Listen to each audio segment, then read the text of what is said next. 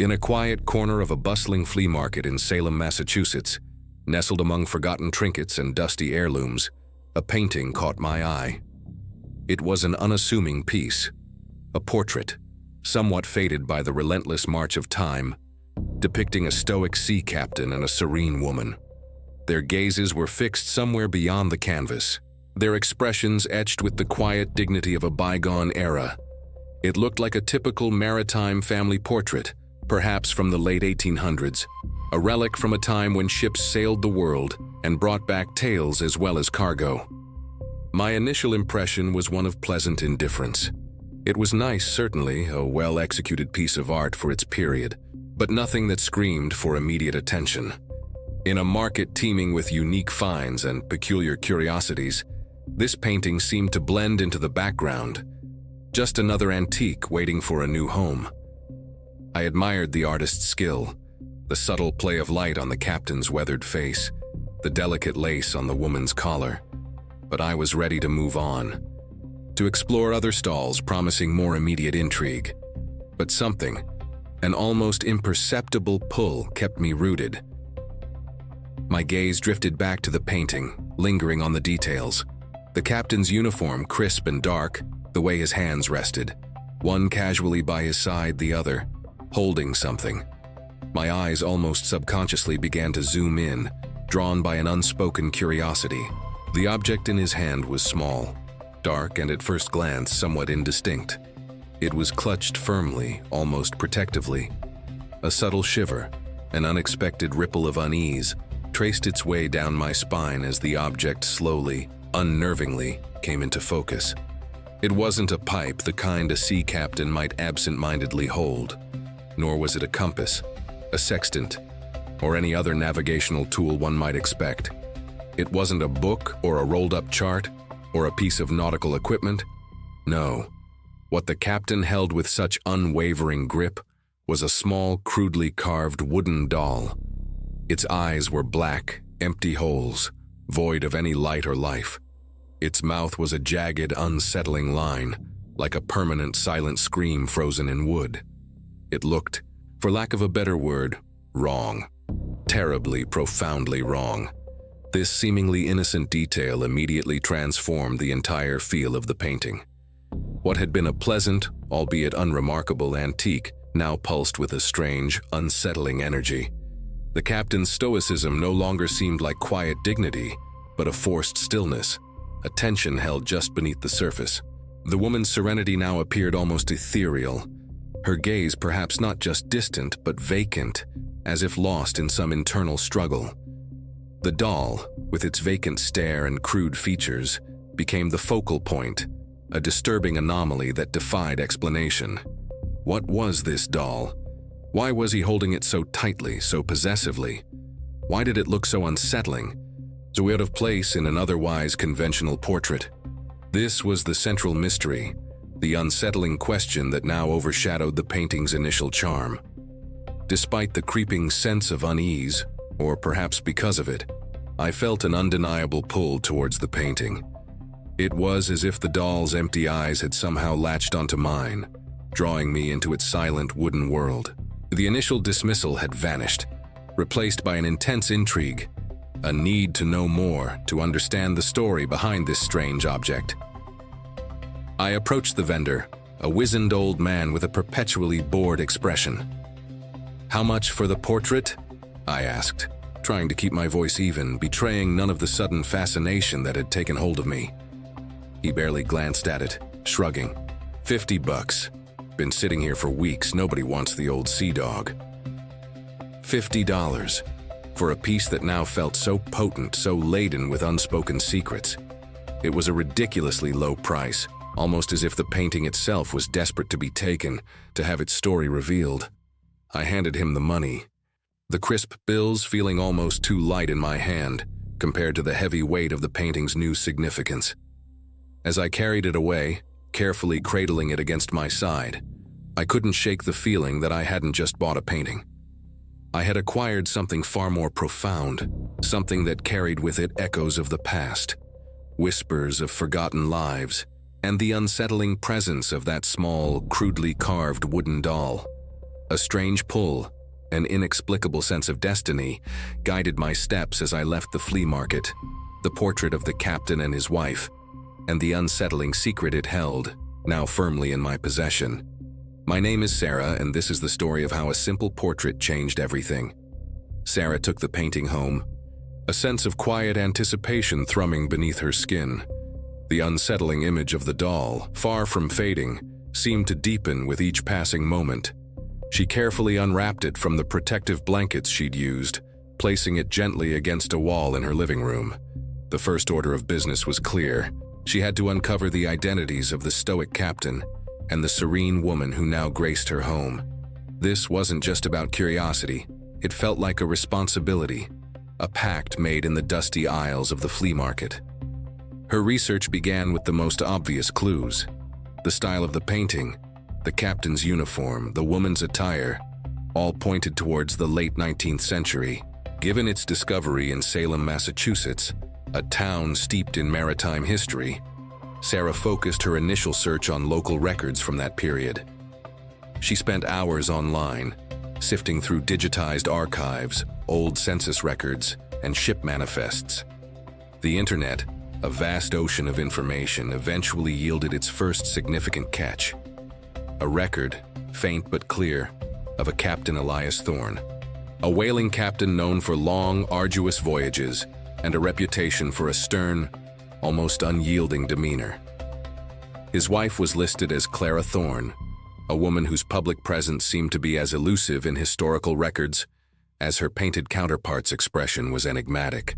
The more Sarah delved, the more a picture began to form. Elias Thorne was a man of the sea through and through, his life defined by the rhythmic creak of timbers and the vast, indifferent expanse of the ocean. He was respected, if not particularly liked, by his peers. A man who commanded his vessel with an iron will. Clara, on the other hand, remained a shadowy figure. Records indicated she was a quiet woman, rarely seen outside their secluded home on the outskirts of town. Her existence seemed to revolve solely around the intervals between her husband's departures and returns, a life lived in the quiet anticipation of a distant sail. Feeling she had exhausted the online resources, Sarah decided to go to the source. The local historical society in Salem was a treasure trove of forgotten tales and whispered histories. It was a quaint, unassuming building, filled with the scent of old paper and polished wood. There, she met Mrs. Peterson, the archivist. Mrs. Peterson was an older woman, with kind eyes that twinkled behind thick-rimmed spectacles and a memory like a steel trap when it came to local lore. Sarah presented her findings, showing Mrs. Peterson a photograph of the painting, specifically zooming in on the unsettling doll. Mrs. Peterson's eyebrows rose slightly as she examined the image. "Ah, Captain Elias Thorne and his wife Clara," she murmured, a faint smile playing on her lips. "A familiar pair, though not without their own share of hushed stories, mind you. Elias was quite the character, a true sea dog, and Clara, well, Clara kept to herself, a very private woman." Sarah pressed on, her voice low.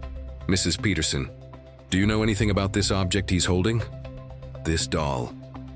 Mrs. Peterson squinted at the image, her smile fading slightly. "Oh, that. Yes, I vaguely recall some local legends about Captain Thorne. Sailors, you know, they're a superstitious lot, always looking for something to ward off the dangers of the deep. There was talk of Elias always carrying a good luck charm on his voyages, something carved from dark wood. A personal talisman, they called it." She waved a dismissive hand, a faint chuckle escaping her lips. "Just sailor's folklore, dear. Every captain had his own little quirks, his own little piece of magic he believed kept him safe. Nothing more to it, I assure you." But Sarah wasn't so easily convinced. The doll in the painting was far from a simple, good luck charm. Its crude, almost malevolent features defied such an innocent explanation. There was something deeper, darker, lurking beneath the surface of Mrs. Peterson's breezy dismissal. The archivist, however, seemed disinclined to delve further into the matter, quickly redirecting the conversation to other, less unsettling aspects of the Thorne family history. She spoke of Elias's successful whaling expeditions, the wealth he amassed, and Clara's quiet devotion to her home. But the doll remained an unaddressed, unsettling presence in Sarah's mind. Later that afternoon, driven by an insatiable curiosity, Sarah decided to take a detour. She had found the address of the old Thorn house in the historical records. It was located on the outskirts of town, just as Clara Thorne's reclusiveness had suggested. As she drove down a winding, overgrown lane, the landscape grew wilder, the houses sparser, and then, through a thicket of gnarled trees, she saw it. The Thorn house. It was a grand old structure, once undoubtedly magnificent, but now dilapidated and abandoned. Its paint peeled like sunburnt skin. Its windows, dark and empty, stared out like vacant eyes. The porch sagged precariously, and the once manicured gardens had long since surrendered to the relentless embrace of nature. A chill, unrelated to the crisp autumn air, snaked its way up Sarah's spine. The house exuded an aura of profound sadness, of lives lived and abruptly ended, their echoes trapped within its decaying walls. Local rumors, whispered in hushed tones, had always painted the Thorn house as haunted. Tales of strange noises emanating from within, of fleeting shadows glimpsed in the upper windows, had become part of Salem's rich tapestry of folklore. Standing before it, Sarah could almost believe them. The air around the house felt heavy, laden with unspoken stories, with the weight of time and forgotten sorrow. She didn't dare approach closer, feeling an invisible barrier, a silent warning to stay away. The doll, the painting, the reclusive Clara, the stern captain.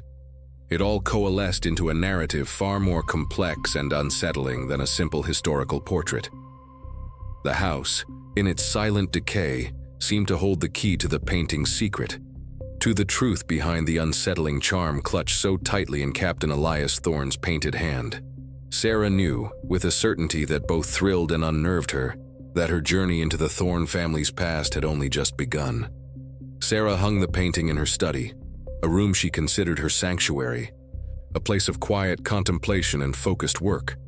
Initially, the presence of the captain and his wife with that unsettling doll felt like a constant, intriguing puzzle.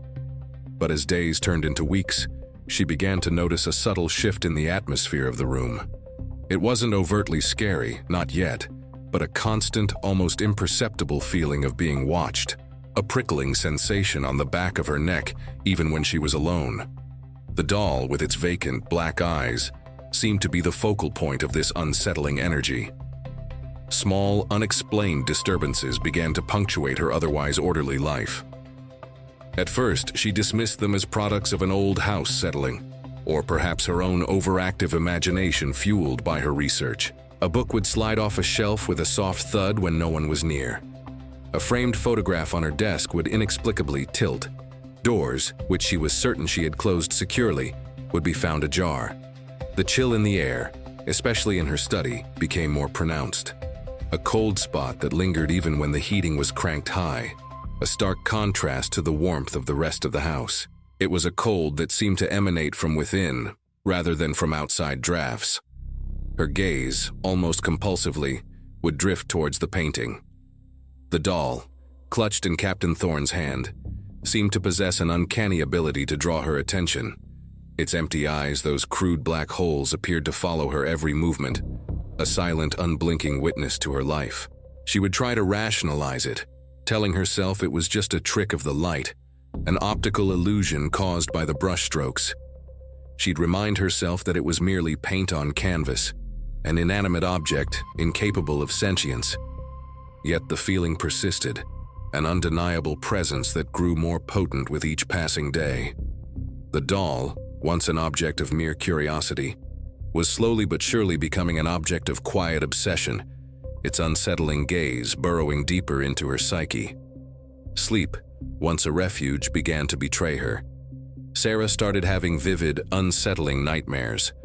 They were not always terrifying in the conventional sense, but deeply disquieting. She would find herself adrift on a dark, open sea, the vast expanse of water stretching endlessly under a starless sky. The creaking of a ship, the groaning of timbers, would fill her ears, a ceaseless, mournful sound. And then, a whispering voice, just at the edge of hearing, would begin. It was indistinct, a jumble of sounds she couldn't quite make out, like words spoken underwater or carried on a distant wind. It was never clear enough to understand, yet always loud enough to disturb, to instill a sense of profound unease. Sometimes, in the darkest, most terrifying moments of these dreams, a tiny dark silhouette would appear, flitting just beyond her vision, a fleeting shadow that left a lingering chill. She would wake up in a cold sweat, the whispers still echoing in her mind. The image of the dark silhouette burned behind her eyelids. One afternoon, her friend Mark, a pragmatic and jovial fellow, came over for coffee. He noticed the new addition to her study almost immediately. "Whoa, new art, Sarah. Bit Gothic for you, isn't it?" He chuckled, walking closer to examine the portrait. His eyes, however, quickly landed on the doll. "And what's this creepy little guy? A voodoo doll? Yikes. Captain's got some strange tastes." He laughed again, a hearty, dismissive sound that did little to dispel the growing unease Sarah felt. "It's part of the mystery," Sarah replied, trying to sound lighthearted, but her voice was tighter than she intended. "I'm trying to find out more about the family." Mark shrugged, still smiling. "Well, good luck. That doll gives me the creeps, though. You look a bit on edge, you know, all this antique hunting getting to you." Sarah forced a smile. "Just a lot of late nights researching." She didn't elaborate, unwilling to share the growing list of subtle disturbances, the unsettling feeling of being watched, or the vivid nightmares. Mark, with his practical, no-nonsense approach to life, would only dismiss it as stress or an overactive imagination caused by too much historical research. But Sarah knew, deep down, that it was more than that. The doll, the painting, they were exerting an influence, a quiet, insidious presence that was slowly but surely weaving its way into the fabric of her reality. The feeling of being on edge, as Mark had observed, was a constant companion now. A low hum of anxiety that permeated her days and haunted her nights. She felt herself becoming increasingly isolated, drawn into the dark orbit of the Thorne family's secret, the doll's empty eyes a silent challenge. The disturbances, once subtle, now escalated with an unnerving frequency and intensity. Sarah would find objects moved from where she had left them, not just tilted or fallen, but actively repositioned. Her car keys, which she always placed on the hook by the door, would sometimes appear on her kitchen counter. A book she was reading, left open on her nightstand, would be found face down on the floor, several pages turned. It was as if an unseen hand was deliberately, playfully, shifting her world, asserting its presence in increasingly overt ways. The faint scratching sounds she had initially dismissed as rodents, or the house settling behind the walls at night grew louder, more insistent, sometimes accompanied by a soft, rhythmic tapping, like tiny fingernails against plaster. The whispers, which had previously been just at the edge of hearing, now began to pierce the veil of silence more distinctly. She would be working in her study, lost in thought, when a faint, childlike voice would murmur something unintelligible, right beside her ear. Other times it sounded like an older woman, a soft, sorrowful sigh that seemed to emanate from the very air around her. It was never clear enough to understand the words, but the tone was unmistakable. A blend of yearning and sorrow, sometimes tinged with a faint, almost imperceptible hint of irritation. The ambiguity was perhaps more unsettling than a clear message would have been, leaving her mind to fill in the terrifying blanks. She would spin around, heart pounding, only to find the room empty, the only sound the frantic beat of her own pulse. Then came the morning that shattered her last vestiges of rational explanation. Sarah awoke from another nightmare, the faint, indistinct whispers still echoing in her head. She blinked, trying to reorient herself in the dim light of her bedroom. As her eyes adjusted, they fell upon her bedside table. There, sitting upright next to her alarm clock, was a small, crudely carved wooden doll. It was almost identical to the one in the painting. Her breath hitched in her throat. The same dark, empty eyes, the same jagged, carved mouth, the same squat, disproportionate limbs. She didn't own any such doll, She had never seen it before. A wave of ice-cold panic washed over her, chilling her to the bone. This wasn't a trick of the light, or a figment of her imagination, or an old house settling. This was real. This doll, this tangible object, had appeared out of nowhere, placed deliberately on her bedside table while she slept. It was a direct, undeniable manifestation of whatever entity was behind the disturbances. The playful shifting of objects, the whispers, the cold spots, they all coalesced into a terrifying, undeniable truth. Her mind reeled. She stared at the doll, then at the painting in her study, as if a direct line connected the two. The one in the painting, clutched in Captain Thorne's hand, now seemed to mock her, its painted eyes holding a deeper, more insidious knowing. She felt a surge of irrational anger, a desperate need to make it stop. Driven by a raw, primal fear and a burgeoning sense of indignation, Sarah stumbled out of bed and into her study. She stood before the painting, her hands clenched into fists, her voice trembling but firm. "Stop it!" she yelled, the words echoing unnaturally in the quiet room. "Just stop it! Leave me alone!" The sound of her own voice, raised in such a futile, desperate plea to an inanimate object, made her feel foolish, bordering on insane. Yet she couldn't help herself. The doll in the painting, with its unblinking, empty gaze, seemed to stare back, impervious to her outburst, its silent presence amplifying her terror. There was no flicker of understanding, no sign of remorse, just the same unsettling stillness. It was as if the painted figures, the captain, his wife, and particularly the doll, were silently asserting their dominion over her space, her sanity. The appearance of the physical doll on her bedside table, however, had ignited a new, more urgent line of inquiry. This wasn't just about historical research anymore. It was about self-preservation. She spent the entire day, and then the following nights, consumed by frantic research into spirit dolls or voodoo dolls from the period. She scoured online archives, academic papers, and obscure folklore texts, her fingers flying across the keyboard, a growing sense of dread settling in her stomach with each new discovery. What she found was far more disturbing than she could have imagined. These weren't mere children's toys. She unearthed grim accounts of such objects being used in various folk magic practices across different cultures and time periods. Some were crafted for protection, imbued with the intention to ward off evil. Others were created as effigies for curses, meant to inflict harm upon an enemy. But the most unsettling account spoke of dolls crafted as vessels, designed to house spirits. These were often created in times of profound grief, a desperate attempt to keep the essence of a lost loved one tethered to the earthly plane. She learned that if a spirit was indeed attached to such an object, it could become incredibly possessive, territorial, and demanding. The texts described spirits that, once housed, would refuse to leave, their needs and desires growing stronger over time. Some would seek to interact with the living world, causing disturbances, moving objects, and making their presence known. Others would become attached to a specific person, viewing them as a new caretaker or, more ominously, as a means to achieve their own unresolved desires. The implications were chilling. The doll on her bedside table wasn't just a random manifestation, it was a deliberate, powerful statement.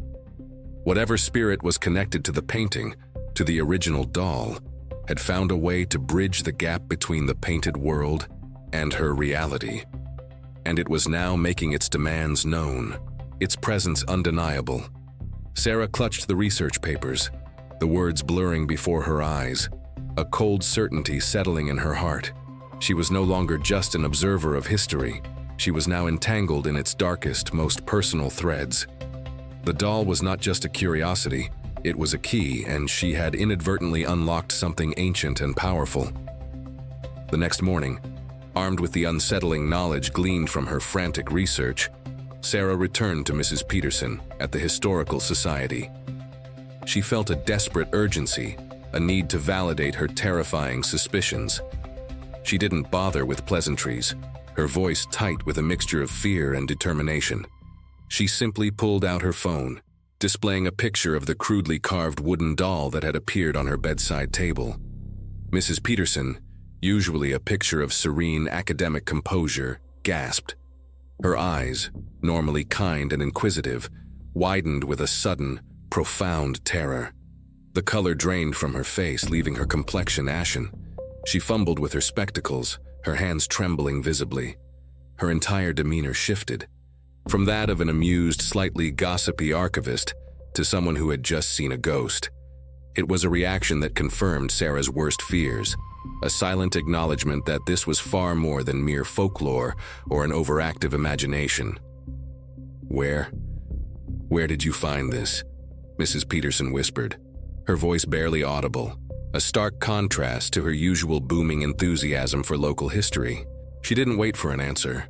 She just stared at the image, a deep, unsettling sadness clouding her features.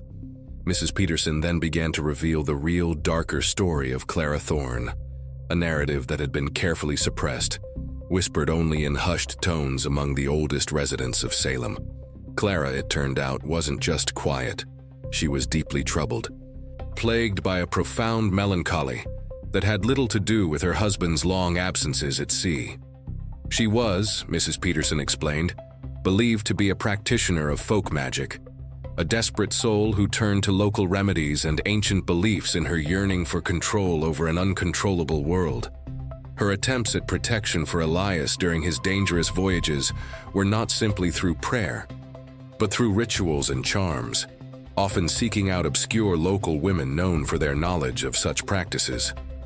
The archivist leaned closer, her voice dropping to a conspiratorial whisper, as if afraid the very walls might be listening. She shared a whispered local secret, one that had been carefully omitted from official records and public histories. Clara and Elias Thorne had indeed had a child, a son named Samuel, but he had died very young, succumbing to an illness that swept through the town in the early 1800s. The grief, Mrs. Peterson explained, had been utterly inconsolable for Clara. It had shattered her, transforming her quiet nature into a reclusiveness that bordered on madness. She had been seen wandering the woods near their home, collecting strange herbs and pieces of wood, muttering to herself. In her profound, all-consuming grief, Clara had sought a way to keep Samuel's spirit close, to prevent him from truly leaving her. She had, according to the hushed legends, carved a doll, a vessel, as Mrs. Peterson termed it, from a piece of dark, ancient wood. Clara believed with every fiber of her being that this doll could hold Samuel's essence, that it would allow his spirit to remain tethered to the earthly realm. Her desperate hope was that not only would it keep Samuel near, but that his presence within the doll would also serve as a powerful protective charm for Elias during his perilous journeys at sea. It was a mother's desperate, magical attempt to shield her family from the harsh realities of loss and danger. Elias, Mrs. Peterson recounted, though a pragmatic and often skeptical man of the sea, had indulged his distraught wife. He carried the doll with him on his voyages, not necessarily out of belief in its magical properties, but out of a deep, if sometimes exasperated, love for Clara. He hoped it would bring her comfort, a tangible symbol of their lost son, and perhaps a shred of peace to her tormented mind. He had allowed her to believe in its power, and in doing so had unwittingly become a participant in a ritual far older and more potent than he could have ever imagined. The doll in the painting, Mrs. Peterson concluded, her voice heavy with the weight of generations of whispered secrets, was not just a mere charm, not simply a good luck token. It was Samuel, and its purpose was far more complex and tragic than simple protection. It was a desperate, heart-wrenching attempt by a grieving mother to keep a lost soul, her beloved son tethered to this world, unable to move on, trapped in a wooden vessel, forever sailing the seas with his father, forever bound to his grieving mother. The horror of the situation settled over Sarah like a shroud. The doll was not an inanimate object. It was a child, a spirit, held captive by a mother's grief, and now, by her own unwitting purchase of the painting, she had brought that trapped spirit into her home. The story transformed the unsettling object into something profoundly sorrowful and terrifyingly real. The disturbances, once a series of unsettling incidents, now intensified dramatically, escalating beyond mere nuisance into a full-blown spiritual assault. The crudely carved wooden doll, the one Sarah had found on her bedside table, began to move on its own. She would leave it on a shelf, only to find it later sitting on her pillow, its empty eyes seeming to bore into her. Sometimes she would hear a faint, rhythmic tapping coming from the study, and upon entering find the doll rocking gently back and forth on the desk, as if agitated or restless. Its presence was no longer a mystery, but a constant, unnerving companion, a tangible manifestation of the trapped spirit. The whispers, which had previously been indistinct and fleeting, now became clearer, more insistent. They were no longer just sounds at the edge of hearing. They were words, albeit faint and childlike. Sarah would hear a soft, pleading voice, echoing through the silent rooms, calling out for Mama or Papa. The urgency in the tiny voice was heartbreaking, filled with a profound sorrow and longing. It was Samuel, trapped and alone, yearning for the comfort of his parents. The air in her home turned cold, not just a chill, but an icy, biting cold that made her breath visible, even indoors, a physical manifestation of the spirit's presence and its distress. It was as if the very atmosphere was being drained of warmth, reflecting the cold grip of a lost soul. The painting itself, the original source of this terrifying entanglement, also began to show subtle, yet undeniable changes. Sarah noticed that the captain's grip on the doll in his hand seemed tighter, almost possessive, as if he were holding on to it with a renewed desperation. The lines around his mouth, once stern, now appeared etched with a deeper anxiety. Clara's expression, which had initially struck Sarah as serene, now seemed less so, morphing into something more sorrowful, her eyes holding a profound, almost unbearable sadness, reflecting the eternal grief of a mother who could not let go. It was as if the painted figures were reacting to the heightened spiritual activity, their frozen expressions evolving to mirror the emotional turmoil of the spirit they held captive. Samuel's spirit, Sarah realized with a growing sense of dread, wasn't inherently malicious, but it was lost, disoriented, and desperate. It yearned for its family, for the familiar comfort of its parents. In its confusion and longing, it seemed to view Sarah not just as an intruder in its space, but perhaps as a means to achieve its own desperate desire, to be reunited with Elias and Clara. The manifestations grew more physical. Sarah would experience sudden, intense cold spots that would pass through her like a wave of ice. Fleeting shadows would dance at the periphery of her vision, darting away the moment she tried to focus on them. One evening, as she sat reading, she felt a small, cold hand gently touch her arm, a touch so real and distinct that she gasped, dropping her book and spinning around to find nothing but the empty air. The line between the spiritual and the physical was blurring, and Sarah was at the epicenter of it. The situation had become untenable. Sarah couldn't eat, couldn't sleep, constantly on edge, listening for the whispers, watching for the movements of the doll. She knew, with a chilling certainty, that she couldn't simply get rid of the doll or the painting. Mrs. Peterson's story had impressed upon her the tragic truth. This wasn't an evil entity to be banished, but a lost child, a spirit trapped by a mother's grief. To simply discard the doll would be to condemn Samuel to an eternity of restless wandering, perhaps even to incite his deeper anger. She realized that her role in this was not to fight or to exercise, but to help. She needed to help Samuel's spirit move on, to find the peace that had been denied to him for so long. She needed to reunite him with his parents, or at least facilitate a release that would allow all three souls to finally rest. A plan began to form in her mind, born of desperation and a growing sense of responsibility. The key, she believed, lay in the old Thorn house. It was the place where Samuel had been born, the place where Clara had performed her desperate ritual, the place where the threads of their tragic story had first been woven. It was the nexus of their grief and their longing. Sarah knew, with an intuitive certainty, that she had to take the painting and the found doll back to the source, back to the house that had witnessed their sorrow. The thought of entering that derelict, rumored to be haunted house filled her with a profound fear. but it was a fear overshadowed by a stronger sense of purpose. She had inadvertently become the custodian of a family's unfinished tragedy, and it was now her burden, her mission, to bring it to a close. She carefully wrapped the painting, securing it for the journey.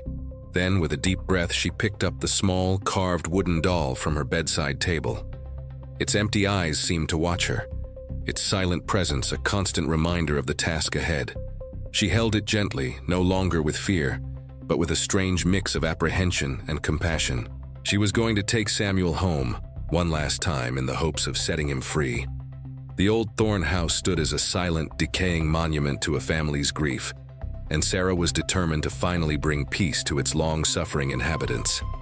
The old Thorn house loomed before Sarah, a skeletal silhouette against the bruised afternoon sky. Its clappered siding, once painted a respectable white, was now peeling in gray like sun-bleached bone. Windows, dark and vacant, stared out like hollow eyes, reflecting nothing but the desolation within. A broken picket fence sagged around its perimeter, overgrown with thorny brambles that seemed to guard its secrets. A chill, deeper than the autumn air, emanated from the structure, a cold breath that whispered tales of sorrow and abandonment. Despite the growing dread coiling in her stomach, Sarah pushed open the creaking gate, its rusty hinges groaning in protest, a sound that seemed to echo the house's long-held pain. She clutched the wrapped painting tightly in one arm, the small, crudely carved doll nestled securely in her coat pocket, its slight weight a constant unsettling reminder of her purpose. The front door, surprisingly, was ajar, as if inviting her in, or perhaps as if something inside had been waiting for her. With a deep, shuddering breath, Sarah stepped across the threshold. The air inside was thick, heavy with the scent of dust, decay, and something else, a faint, almost imperceptible sweetness like dried flowers or forgotten memories. Cobwebs, thick and silken, draped from every corner, swaying gently in the unseen drafts. Dust motes danced in the slivers of light that pierced the grimy windows, illuminating the pervasive neglect. Each creak of the floorboards beneath her feet sounded unnaturally loud in the oppressive silence. It was cold, bone-chillingly cold, a kind of cold that seeped into her very marrow, far beyond what the outside temperature suggested. It was the cold of long-held grief, of stagnant time. Sarah moved slowly through the downstairs, her eyes scanning the shadowy rooms. The remnants of a forgotten life were scattered everywhere. A broken chair, a faded piece of wallpaper peeling from the wall, the faint impression of where a rug once lay. It was a house frozen in time, a mausoleum of quiet despair. She followed an instinct, a faint, almost imperceptible pull towards the back of the house, up a narrow, winding staircase that groaned under her weight. Each step felt like an intrusion, a desecration of sacred ground. At the top of the stairs, a small doorway led into what she immediately recognized as the nursery. It was the smallest room, tucked away, almost hidden. Here, the sense of sorrow was almost unbearable, a palpable weight pressing down on her chest. The room, unlike the others, still contained a few broken relics of a child's life. A small, rusted iron crib stood against one wall, its paint flaking away like old skin. Next to it, a miniature wooden rocking horse lay on its side, one of its carved eyes missing, staring blankly at the ceiling. A few broken wooden blocks were scattered on the floor, spelling out faded, incomplete letters. It was a poignant, heartbreaking scene, a testament to a life cut tragically short. Sarah carefully placed the wrapped painting against the wall, leaning it gently near the crib. Then, with a hesitant hand, she retrieved the small, carved wooden doll from her pocket. Its empty eyes seemed to take on a new, mournful quality in the dim light of the nursery. She placed it reverently on the dusty wooden floor, right in front of the crib, a silent offering.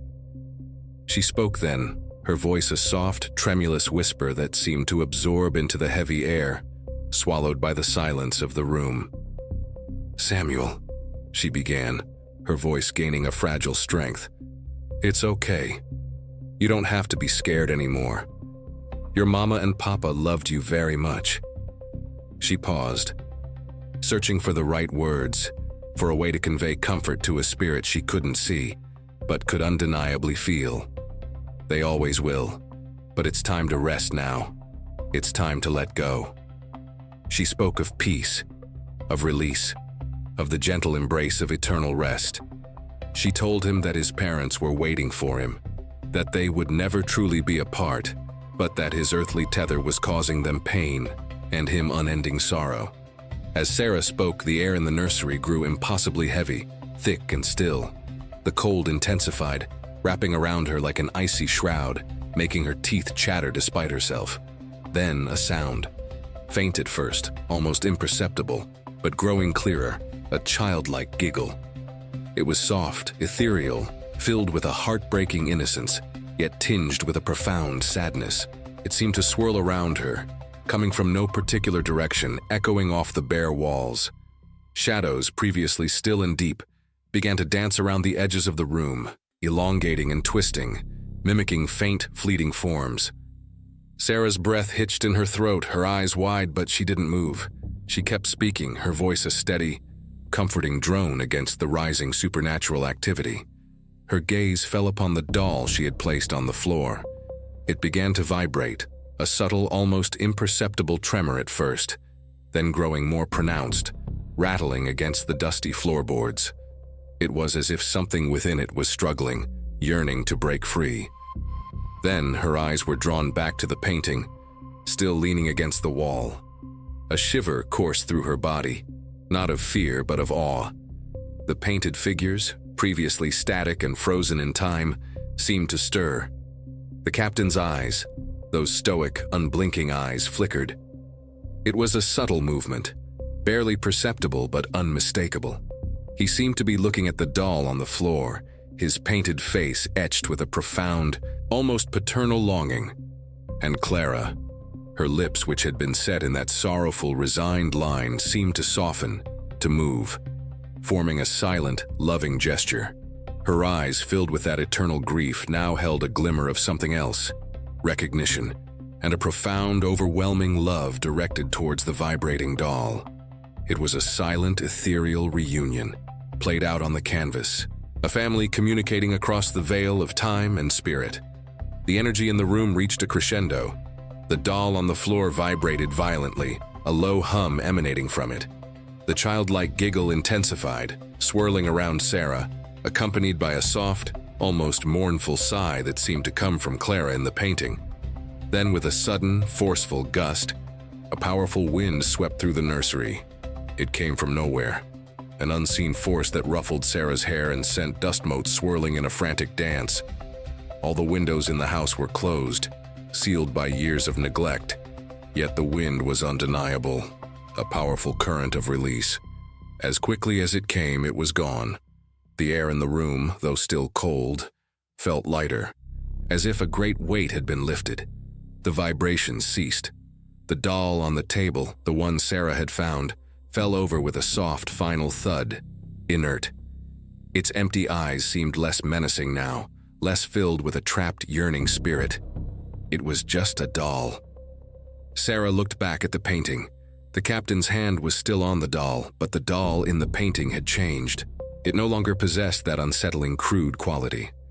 Its eyes were no longer black, empty holes, but softened, almost peaceful. Its jagged mouth had smoothed into a gentle, almost serene line.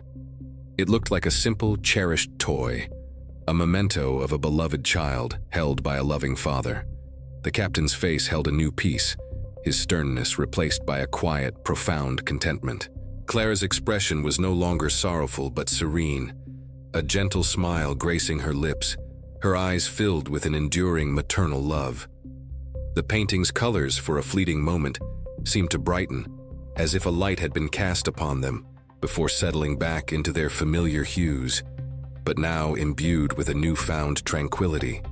The subjects were truly at peace, their long vigil finally over. Sarah left the Thorn House, not with the hurried terror she might have expected, but with a profound sense of calm washing over her. The heavy, oppressive atmosphere that had clung to the old dwelling like a shroud had lifted, replaced by a stillness that felt natural, almost cleansing. The cold, which had seeped into her bones, now seemed to dissipate, leaving behind a faint warmth that spread through her. a quiet acknowledgement of peace achieved. The haunting had stopped. There were no more whispers, no more inexplicable chills, no more fleeting shadows. The silence was absolute, a comforting blanket after weeks of relentless spiritual intrusion. She closed the creaking gate behind her, the rusty sound no longer a mournful cry, but a final, gentle sigh. The house, though still derelict, seemed to stand with a newfound dignity, its secrets finally laid to rest. She drove home in a quiet reverie, the painting carefully secured in her passenger seat, the small wooden doll resting on the dashboard. The journey was different now. The anxiety that had been her constant companion had vanished, leaving behind a reflective tranquility. She kept glancing at the painting, and with each look she saw a subtle yet undeniable transformation. The doll in Captain Thorne's hand was no longer an unsettling, crudely carved effigy of a trapped spirit. It looked, as she had observed in the nursery, like a cherished memento, a simple, harmless toy, held with affection and remembrance, not desperation. The black, empty eyes of the doll in the painting now seemed to hold a gentle, almost knowing gaze, a silent testament to a soul finally at peace. The captain and his wife, Elias and Clara, were also transformed. Their painted visages, once marked by a hidden sorrow and the burden of a terrible secret, now exuded a serene contentment. Elias's stern demeanor had softened, his eyes holding a quiet pride. Clara's expression, once a mask of profound grief, was now one of gentle serenity, a faint, almost imperceptible smile gracing her lips, radiating a mother's enduring love. They were no longer burdened by their secret, no longer trapped in a cycle of longing and despair. They were simply a couple, immortalized in oil, holding a cherished memory. The painting had become exactly what it had appeared to be at first glance in the flea market, a portrait of a sea captain and his wife, but now imbued with a deeper, more poignant beauty. Sarah reflected on the extraordinary journey she had undertaken, inadvertently stumbling into a centuries-old tragedy. She thought about the lengths a parent would go to for a lost child, the raw, primal power of grief that could compel a mother to bind a spirit to this world. She understood now Clara's desperate act, born not of malice, but of an overwhelming, inconsolable love. She mused on the hidden lives behind everyday objects, how a seemingly innocuous antique could hold so much history, so much emotion, so much untold story. The painting was no longer just an object. It was a testament to love, loss, and the enduring human spirit.